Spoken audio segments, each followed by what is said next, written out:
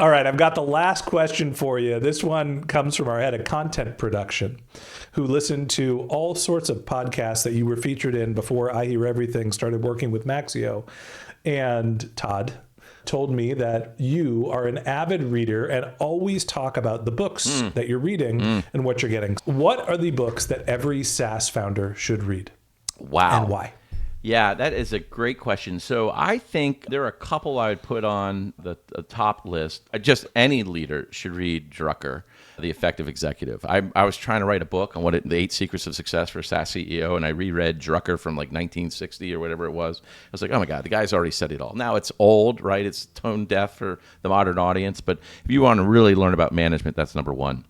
Number 2 is a book by a guy named Larry Bossidy called Execution. And the thing I like about Execution, it's super clear about how do you create operating plans in an execution system to drive a business forward. And I really appreciated that coming out of the military to our earlier conversation and thinking about discipline and measurements. You get what you inspect. All those constructs and translating it into a business setting is I have a business radar. I set up the scorecards and the metrics and things are popping red and we go dig in on them. So execution for me is a huge one. Playing to Win is one of my favorite ones. Playing to Win is about category creation, so I tend to focus on early stage companies and how do you create category leaders and what are the plays you do there and the lightning strike moment. And I think there's just an enormous amount of value from that one. And then I'll give a plug to our keynote speaker at our CKO next week is a guy named Bruce Cleveland, who's written a book called Traversing the Traction Gap.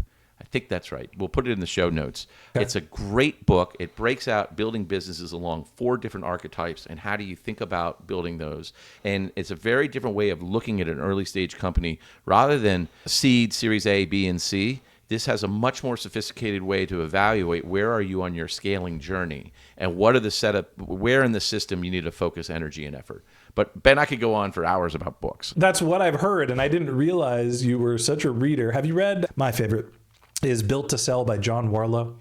I don't think I have. It's on my stack. It's sort of the increasing stack of books by your bedside table versus the ones you've actually completed. But I will go, if that's your favorite book, I will go read it. For businesses, right? Like we are not a $50 million revenue business. We're podcast producers that have a boutique service for clients. But it is basically the story of moving beyond professional services into formulated products that you can sell and build repeatable structures. Honestly, it might be a little early for you, but it's been influential in mine. And also John's got a great podcast, Built to Sell Radio. Oh, there you go.